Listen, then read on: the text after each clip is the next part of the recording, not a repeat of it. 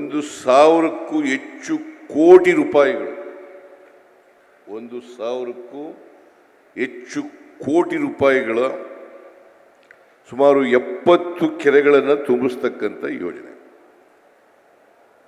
ನಿಮಗೆಲ್ಲ ಜ್ಞಾಪಕ ಇರಬೇಕು,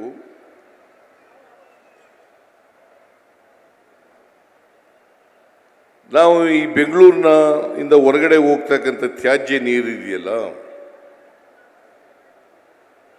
ಅದು ಕೆರೆಗಳನ್ನು, ಸಮುದ್ರನೋ, ನದಿಗಳನ್ನು ಸೇರ್ತಕ್ಕಂಥ ಕೆಲಸವನ್ನು ಮಾಡ್ತಾ ಇತ್ತು. ಅದು ಸದುಪಯೋಗ ಆಗ್ತಾ ಇರಲಿಲ್ಲ. ನನಗೆ ಕೃಷ್ಣ ಬೈರೇಗೌಡ, KH ಮುನಿಯಪ್ಪ, ರಮೇಶ್ ಕುಮಾರ್, ರವಿ ಇವರೆಲ್ಲರೂ ಕೂಡ ಬಂದು ಈ ತ್ಯಾಜ್ಯ ನೀರನ್ನು ಸಂಸ್ಕರಿಸಿ ಕೆರೆಗಳಿಗೆ ತುಂಬಿಸ್ತಕ್ಕಂಥ ಕೆಲಸವನ್ನು ಮಾಡಬೇಕು ಅಂತ ಹೇಳಿದ್ರು. ನಾನು ಆಗ KC ವ್ಯಾಲಿ ಕೋಲಾರ ಜಿಲ್ಲೆಗೆ ನೀರು ತುಂಬಿಸ್ತಕ್ಕಂಥ ಯೋಜನೆ KC ವ್ಯಾಲಿ, ಆಮೇಲೆ HN ವ್ಯಾಲಿ ಅದು ಚಿಕ್ಕಬಳ್ಳಾಪುರ ನೀರು ತುಂಬಿಸ್ತಕ್ಕಂಥ ಯೋಜನೆ,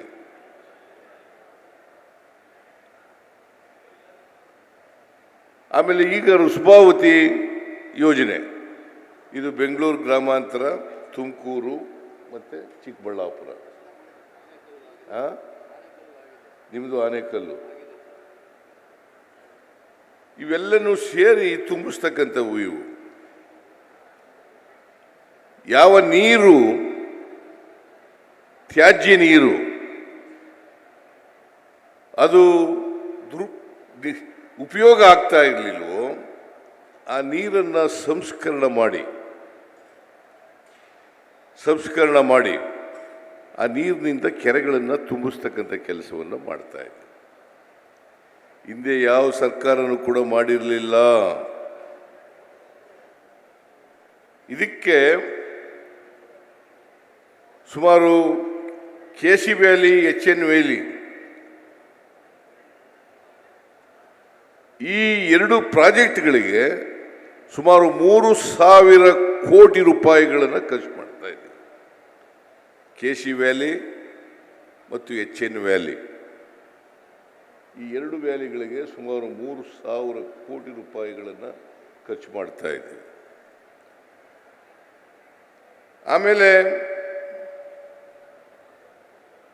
ಈಗ 2,240 ಕೋಟಿ ರೂಪಾಯಿಗಳನ್ನು ಖರ್ಚು ಮಾಡಿ, 3,000 ಪ್ಲಸ್ 2,240 ಕೋಟಿ.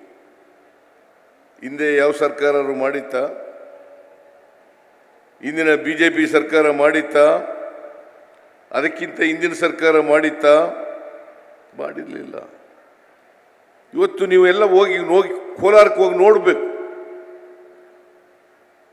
1,000 ಅಡಿ, 1,200 ಅಡಿ ಬೋರ್ವೆಲ್ಗಳು ತೋಡಿದ್ರೆ ಅಷ್ಟು ಹಾಳಾಗಿ ಹೋಗ್ಬೇಕಾಗಿತ್ತು. ಇವತ್ತು KC ವ್ಯಾಲಿ ಮಾಡಿದ್ರಿಂದ 200-300 ಅಡಿಗಳಿಗೆ ನೀರು ಸಿಗಲಿಕ್ಕೆ ಸಾಧ್ಯ ಆಗಿದೆ. ಇವತ್ತು ಇಡೀ ಕೋಲಾರ ಹಸುರಾಗಿದೆ. ಏನು ಮುನಿಯಪ್ಪನವ್ರೆ, ನೀವು ಕೋಲಾರದಿಂದ MP ಆಗಿದ್ದವರು ಅಲ್ಲ? ಆಮೇಲೆ ಚಿಕ್ಕಬಳ್ಳಾಪುರ ಜಿಲ್ಲೆ HN ವ್ಯಾಲಿ, ಅಲ್ಲಿ ಕೆರೆಗಳಿಗೆ ನೀರು ತುಂಬಿಸ್ತಕ್ಕಂಥ ಯೋಜನೆ ಮಾಡಿದ್ದೀವಿ. ಇಲ್ಲಿ ರುಸ್ಬಾವತಿ ಯೋಜನೆ, ಇದಕ್ಕೆ ಈ ರುಸ್ಬಾವತಿ ಏತ ನೀರಾವರಿ ಯೋಜನೆ ಮೂಲಕ ಕೆರೆಗಳನ್ನು ನೀರು ತುಂಬಿಸ್ತಕ್ಕಂಥ ಕೆಲಸವನ್ನು ಮಾಡ್ತಾ ಇದ್ದೀವಿ. ಇದನ್ನು ಯಾಕೆ ಮಾಡ್ತಾ ಇದ್ದೀವಿ ಅಂತಂದರೆ, ಇವತ್ತು ಬರಗಾಲ ಇದೆ. ಅನೇಕ ಸಾರಿ ಕೋಲಾರ, ಚಿಕ್ಕಬಳ್ಳಾಪುರ, ಬೆಂಗಳೂರು ರೂರಲ್, ಬೆಂಗಳೂರು ನಗರ ಮತ್ತು ತುಮಕೂರು ಬಹಳ ಸಾರಿ ಇವು ಬರಗಾಲಕ್ಕೆ ತುತ್ತಾಗ್ತಾ ಇದ್ದಾವೆ. ಈ ವರ್ಷನೂ ಕೂಡ ಬರಗಾಲ ಇದೆ. ಈ ವರ್ಷ 240 ತಾಲೂಕುಗಳಲ್ಲಿ 223 ತಾಲೂಕುಗಳನ್ನು ಬರಗಾಲ ಪೀಡಿತ ಅಂತೇಳಿ ಘೋಷಣೆ ಮಾಡಿದ್ದೀವಿ. ಅಲ್ಲಿ ಮೇವಿಲ್ಲ, ದನಕರುಗಳಿಗೆ ಕುಡಿಯಕ್ಕೆ ನೀರಿಲ್ಲ, ಜನರಿಗೆ ಕುಡಿಯಕ್ಕೆ ನೀರಿಲ್ಲ, ಜನರಿಗೆ ಕೆಲಸ ಇಲ್ಲ. ಇಂಥ ಪರಿಸ್ಥಿತಿನಲ್ಲಿ ನೀರನ್ನು ಕೊಡಬೇಕು. ಜನರು ಮೇವನ್ನು ಬೆಳೆಸ್ಕೊಳ್ತಕ್ಕಂಥ ವಾತಾವರಣವನ್ನು ನಿರ್ಮಾಣ ಮಾಡಬೇಕು. ಜನಗಳಿಗೆ ಕೆಲಸ ಕೊಡಬೇಕು. ಈ ಕಾರಣಕ್ಕೋಸ್ಕರ ಇಲ್ಲಿ ಬಹಳ ಪ್ರಮುಖವಾದಂಥ ನದಿಗಳು ಯಾವುವು ಕೂಡ ಇಲ್ಲಿ ಹರಿತಾ ಇಲ್ಲ. ಕೋಲಾರದಲ್ಲಿ ಹರಿತಾ ಇಲ್ಲ, ಬೆಂಗಳೂರು ರೂರಲ್ಲಿ ಹರಿತಾ ಇಲ್ಲ, ಮತ್ತೆ ಚಿಕ್ಕಬಳ್ಳಾಪುರದಲ್ಲಿ ಹರಿತಾ ಇಲ್ಲ. ಸಣ್ಣ ಸಣ್ಣ ನದಿಗಳಿರ್ಬೋದು, ಆದರೆ ದೊಡ್ಡ ನದಿಗಳು ಯಾವ ನದಿಗಳು ಕೂಡ ಇಲ್ಲಿ ಹರಿಯಲ್ಲ. ಇಲ್ಲಿ ಅಣೆಕಟ್ಟನ್ನು ಕಟ್ಟಲಿಕ್ಕೆ ಸಾಧ್ಯ ಆಗಲ್ಲ. ಆ ಕಾರಣದಿಂದ ತ್ಯಾಜ್ಯ ನೀರನ್ನು ಪರಿಷ್ಕರಣೆ ಮಾಡಿ ಶುದ್ಧೀಕರಿಸಿ ಆ ನೀರನ್ನು ಕೆರೆಗಳಿಗೆ ಕೆರೆಗಳಿಗೆ ತುಂಬಿಸ್ತಕ್ಕಂಥ ಕೆಲಸವನ್ನು ಮಾಡ್ತಾ ಇದ್ದೀವಿ. ಇದರಿಂದ ಅಂತರ್ಜಲ ಮೇಲಕ್ಕೆ ಬರ್ತದೆ.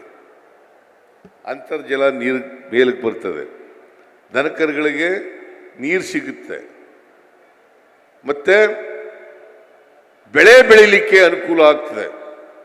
ಬೋರ್ವೆಲ್ಗಳನ್ನು ತೋಡಿಸಿ ಅಲ್ಲಿ ರೈತರು horticulture crops, agricultural crops, sericulture ಇವೆಲ್ಲನೂ ಕೂಡ ಮಾಡಲಿಕ್ಕೆ ಸಾಧ್ಯ ಆಗ್ತದೆ.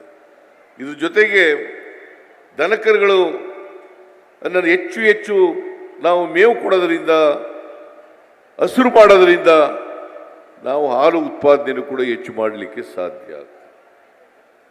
ಈ ಕಾರಣದಿಂದ ರೈತರ ಆರ್ಥಿಕ ಸಾಮಾಜಿಕ ಅವರಿಗೆ ಶಕ್ತಿಯನ್ನು ತುಂಬತಕ್ಕಂಥ ಕೆಲಸವನ್ನು ನಮ್ಮ ಸರ್ಕಾರ ಮಾಡ್ತದೆ. ಅದಕ್ಕೋಸ್ಕರ ಈ ಕಾರ್ಯಕ್ರಮಗಳನ್ನು ಮಾಡಿರ್ತಕ್ಕಂಥದ್ದು. ನೀವು ಯೋಚನೆ ಮಾಡಬೇಕು. ಬಿಜೆಪಿ ಸರ್ಕಾರ 2008ರಿಂದ 13ವರೆಗಿತ್ತು, 18ರಿಂದ 23ವರೆಗಿತ್ತು. ಯಾವತ್ತಾರು ಈ ಯೋಚನೆ ಮಾಡಿದ್ರ? ಯಾವತ್ತಾರು ಈ ಯೋಚನೆ KC ವ್ಯಾಲಿ ಆಗಲಿ, HN ವ್ಯಾಲಿ ಆಗಲಿ, ಋಷಭೇಂದ್ರ ಯೋಜನೆ ಆಗಲಿ, ವ್ಯಾಲಿ ಆಗಲಿ ಮಾಡಿದ್ರ? ಯಾಕೆ ಮಾಡೋಕ್ಕಾಗಲಿಲ್ಲ? ಅವರು ಬಡವರ ಬಗ್ಗೆ, ರೈತರ ಬಗ್ಗೆ, ಮಹಿಳೆಯರ ಬಗ್ಗೆ ಕಾಳಜಿ ಇದ್ದಾಗ ಮಾತ್ರ ಮಾಡಲಿಕ್ಕೆ ಸಾಧ್ಯ ಆಗ್ತದೆ. ಇದನ್ನು ನೀವೆಲ್ಲರೂ ಕೂಡ ಅರ್ಥ ಮಾಡ್ಕೋಬೇಕು ಅಂತಕ್ಕಂಥ ಮಾತುಗಳನ್ನು ಹೇಳಲಿಕ್ಕೆ ಬಯಸ್ತಾ ಇದ್ದೇನೆ. ಕಾಂಗ್ರೆಸ್ ಪಕ್ಷ ಮಾತ್ರ ಯಾರು ಬಡವರಿದ್ದಾರೆ ಸಮಾಜದಲ್ಲಿ, ಯಾರು ರೈತರಿದ್ದಾರೆ, ಯಾರು ಕೂಲಿ ಮಾಡ್ತಕ್ಕಂಥ ಕಾರ್ಮಿಕರಿದ್ದಾರೆ, ಮಹಿಳೆಯರಿದ್ದಾರೆ, ಅವರೆಲ್ಲರ ಆರ್ಥಿಕ ಸಾಮಾಜಿಕ ಶಕ್ತಿಯನ್ನು ತುಂಬಬೇಕು ಅನ್ನೋದರಲ್ಲಿ ಬದ್ಧತೆ ಇಟ್ಕೊಂಡಿರ್ತಕ್ಕಂಥ ಪಕ್ಷ ಇದ್ರೆ ಅದು ಕಾಂಗ್ರೆಸ್ ಪಕ್ಷ ಮಾತ್ರ ಅಂತಕ್ಕಂಥದ್ದನ್ನು ತಮಗೆ ತಿಳಿಸಲಿಕ್ಕೆ ಬಯಸ್ತಾ ಇದ್ದೇನೆ. ಭಾರತೀಯ ಜನತಾ ಪಕ್ಷ ಯಾವತ್ತೂ ಕೂಡ ಬಡವರ ಪರವಾಗಿರ್ತಕ್ಕಂಥ ಪಕ್ಷ ಅಲ್ಲ, ಬಡವರ ಪರವಾಗಿರ್ತಕ್ಕಂಥ ಪಕ್ಷ ಅಲ್ಲ. ಮೊನ್ನೆ ಜಮೀರ್ ಅಹಮದ್ ಖಾನ್ ಅವರು ಮನೆಗಳ ಹಂಚಲಿಕ್ಕೆ ಕರ್ಕೊಂಡು ಹೋಗಿದ್ರು. ನನಗೆ ಮನೆಗಳ ಹಂಚಲಿಕ್ಕೆ ಕರ್ಕೊಂಡು ಹೋಗಿದ್ರು. ಅನೇಕ ವರ್ಷಗಳಿಂದ ನೆನಗುದಿ ಬಿದ್ದಿತ್ತು. ಮನೆಗಳು ಅರ್ಧಂಬರ್ಧಾಗಿ ಉಳಿದೋಗ್ಬಿಟ್ಟಿದ್ದವು. ಅದು ಪ್ರಧಾನಮಂತ್ರಿ ಆವಾಸ್ ಯೋಜನೆ.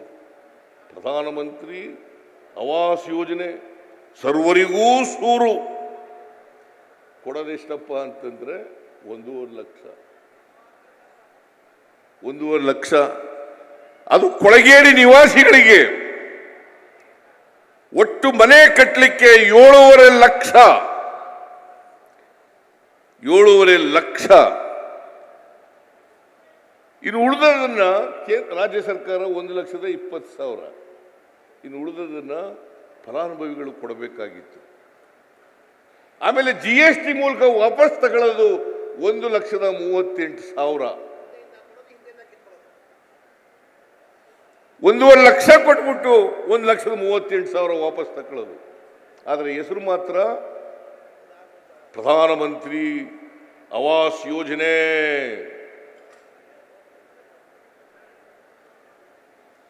ಫಲಾನುಭವಿಗಳು ಉಳಿದ ಹಣ ಕೊಡಬೇಕಾಗಿತ್ತು. ಜಮೀರ್ ಅಹಮದ್ ಖಾನ್ ಬಂದು ಹೇಳಿದ್ರು ನನಗೆ, ಫಲಾನುಭವಿಗಳು ಕೊಳಗೇರಿನಲ್ಲಿ ವಾಸ ಮಾಡ್ತಕ್ಕಂಥ ಜನರ ಹತ್ರ ದುಡ್ಡಿಲ್ಲ, 4 ಲಕ್ಷ 5 ಲಕ್ಷ ಕೊಡಕ್ಕಾಗಲ್ಲ, ಏನಾದರೂ ಮಾಡಿ ಸರ್ಕಾರ ಸಹಾಯ ಮಾಡಬೇಕು ಅಂತ ನನ್ನಲ್ಲಿ ಮನವಿಯನ್ನು ಮಾಡಿದ್ರು. ನಾನು ಕೂಡಲೇ ಸ್ಪಂದಿಸಿ 1 ಲಕ್ಷ ರೂಪಾಯಿ ಫಲಾನುಭವಿಗಳಿಂದ ವಸೂಲು ಮಾಡಿ ಇನ್ನು ಉಳಿದ ದುಡ್ಡನ್ನ ರಾಜ್ಯ ಸರ್ಕಾರ ಕೊಡ್ತದೆ ಅಂತೇಳಿ 3 ರಿಂದ 4 ಲಕ್ಷ ರೂಪಾಯಿಗಳನ್ನ ರಾಜ್ಯ ಸರ್ಕಾರ ಬಡವರಿಗೆ ಕೊಟ್ಟು ಅವತ್ತು 2-3 ದಿನ ಆಯಿತು 36,789 ಮನೆಗಳನ್ನ ಹಂಚಿಕೆ ಮಾಡಿದ್ರು. ಇಡೀ ರಾಜ್ಯದಲ್ಲಿ ಹಂಚಿಕೆ ಮಾಡಿದ್ರು 36,789 ಮನೆಗಳು. ಈ ಕೊಳಗೇರಿ ನಿವಾಸಿಗಳಿಗೆ 1,80,000 ಮನೆಗಳನ್ನ ಘೋಷಣೆ ಮಾಡಿದ್ದಾರೆ. ಈ 1,80,000 ಮನೆಗಳು ವಿವಿಧ ಹಂತದಲ್ಲಿದ್ದಾವೆ. ಜೂನ್ನಲ್ಲಿ ಇನ್ನೂ 48,000 ಫಲಾನುಭವಿಗಳಿಗೆ ಮನೆಗಳನ್ನು ಕೊಡ್ತೇವೆ ಅಂತೇಳಿ ಜಬೀರ್ ಖಾನ್ ಹೇಳ್ತಾ ಇದ್ದಾರೆ. ನಾನು ಯಾಕೆ ಈ ಮಾತನ್ನು ಪ್ರಸ್ತಾಪ ಮಾಡ್ತಾ ಇದ್ದೀನಿ ಅಂದರೆ, ಬಡವರಿಗೆ ಮನೆ ಕೊಡ್ಲಿಕ್ಕಾಗಲಿಲ್ಲ, ಹೆಸರು ಮಾತ್ರ ಪ್ರಧಾನಮಂತ್ರಿ ಆವಾಸ್, ಇದರಿಂದ ಮನೆ ಕಟ್ಕೊಡಕ್ಕಾಗುತ್ತಾ? ಬಡವರಿಗೆ ಸೂರು ಕೊಡಕ್ಕಾಗುತ್ತಾ? ಹೆಸರು ಮಾತ್ರ ಸರ್ವರಿಗೂ ಸೂರು, ಸರ್ವರಿಗೂ ಸೂರು. ಅವ್ರು ಕೊಡೋದು ಬರೀ 12,000 ರೂಪಾಯಿ ಮಾತ್ರ. 1.5 ಲಕ್ಷದಲ್ಲಿ 1,38,000 GST ತೆರಿಗೆ ವಸೂಲು ಮಾಡ್ಕೊಬಿಡ್ತಾರೆ. ಹೀಗೆ ಬಡವರಿಗೆ ಯಾವತ್ತೂ ಕೂಡ ಭಾರತೀಯ ಜನತಾ ಪಕ್ಷದ ಸರ್ಕಾರ ಸಹಾಯ ಮಾಡಿಲ್ಲ. ನಾವು ಹಿಂದೆ ಅಧಿಕಾರದಲ್ಲಿದ್ದಾಗ 2013ರಿಂದ 2018ವರೆಗೆ ಇದ್ದಾಗ 165 ಭರವಸೆಗಳನ್ನ ಕೊಟ್ಟಿದ್ದು.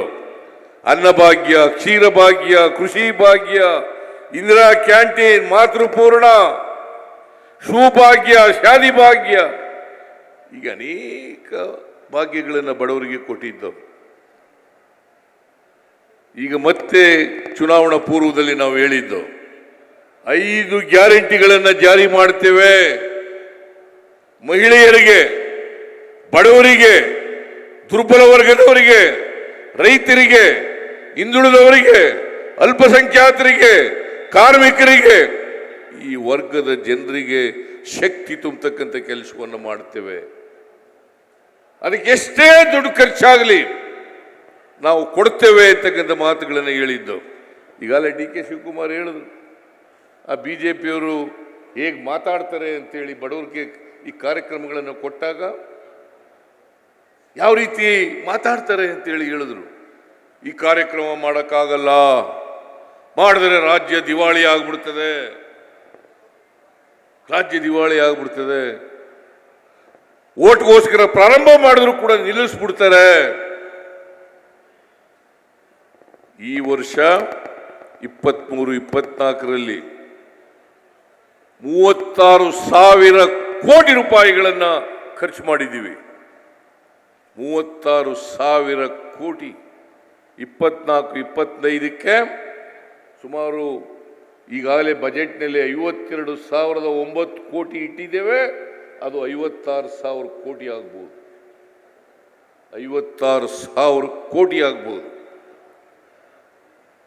ಭಾರತೀಯ ಜನತಾ ಪಕ್ಷದವರು ಈ ಬಡವರ ಕಾರ್ಯಕ್ರಮಗಳನ್ನು ಹೀಯಾಳಿಸೋದು, ಕೊಡಕ್ಕಾಗಲ್ಲ. ಒಂದು ವೇಳೆ ಗ್ಯಾರಂಟಿ ಯೋಜನೆಗಳನ್ನು ಜಾರಿಗೆ ಕೊಟ್ಟರೆ ಅಭಿವೃದ್ಧಿ ಕೆಲಸ ಎಲ್ಲ ನಿಂತು ಹೋಗ್ಬಿಡುತ್ತದೆ. ಇವತ್ತು ಎಷ್ಟು ಕೋಟಿ ರೂಪಾಯಿಂದಪ್ಪ?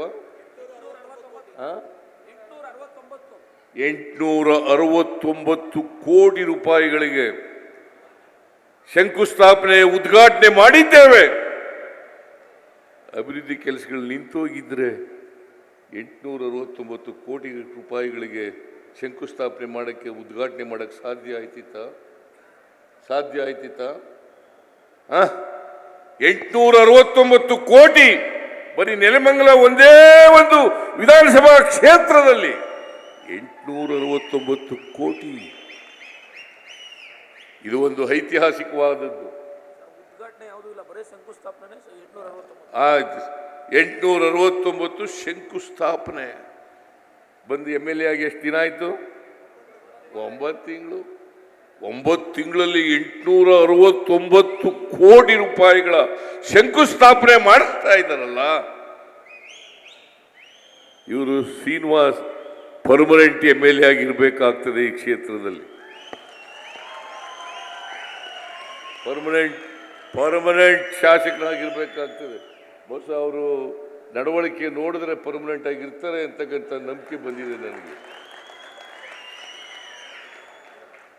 ಪರ್ಮನೆಂಟ್ ಎಸ್ ಟಿ ಸೋಮಶೇಖರ ನೀ ತಯಾರು ಮಾಡಿರೋನು.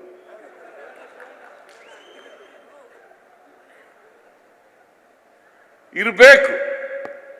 ಯಾರೇ MLA ಜನಪರವಾಗಿರ್ಬೇಕು, ಜನರ ಸೇವೆಯನ್ನು ಮಾಡಬೇಕು, ಕ್ಷೇತ್ರದ ಅಭಿವೃದ್ಧಿಯನ್ನು ಮಾಡಬೇಕು. ಕೇವಲ ಮೋಜಿಗೋಸ್ಕರ ದುಡ್ಡುಗೋಸ್ಕರ ಶಾಸಕರಾಗೋದಲ್ಲ. ಎನ್ ಶ್ರೀನಿವಾಸ್ ಅವರು ಒಂದು ಸಾಮಾನ್ಯ ಕುಟುಂಬದಿಂದ ಬಂದವರಾಗಿದ್ದು ಜನಪರವಾದಂಥ ಕಾಳಜಿಯನ್ನು ಇಟ್ಕೊಂಡು ಇವತ್ತು ಕೆಲಸ ಮಾಡ್ತಾ ಇದ್ದಾರೆ. ನಾವು ಕೂಡ ಸರ್ಕಾರ ಎಲ್ಲ ರೀತಿಯ ಸಹಾಯವನ್ನು ಬೆಂಬಲವನ್ನು ಕೊಡ್ತಾ ಇದ್ದೀವಿ. 5 ಗ್ಯಾರಂಟಿಗಳು ಈಗಾಗಲೇ ಜಾರಿಯಾಗಿದ್ದಾವೆ. ಶಕ್ತಿ ಯೋಜನೆ, ಗೃಹ ಜ್ಯೋತಿ, ಗೃಹಲಕ್ಷ್ಮಿ, ಅನ್ನಭಾಗ್ಯ, ಯುವ ನಿಧಿ ಜಾರಿಯಾಗಿದ್ದಾವೆ. ಜಾರಿಯಾಗಿದ್ದಾವೆ ಇಲ್ವೇನ್ರಿ? ಹೆಣ್ಮಕ್ಳೆಲ್ಲ ಹೊರಟೋಗಿದ್ದಾರೆ. ಏನು ಊಟದ ಸಮಯನ ಏನು ಯಾಕೆ ಹೋದರು? ಎಲ್ಲ ಮಧ್ಯದಲ್ಲೆಲ್ಲ ಖಾಲಿ ಮಾಡ್ಕೊಂಡು ಹೊರಟೋಗಿದ್ದಾರೆ. ಹಿಂದ್ಗಡೆ ಸ್ವಲ್ಪ ಇದ್ದಾರೆ, ಮುಂದ್ಗಡೆ ಇದ್ದಾರೆ. ಏನಪ್ಪ ಶ್ರೀನಿವಾಸ?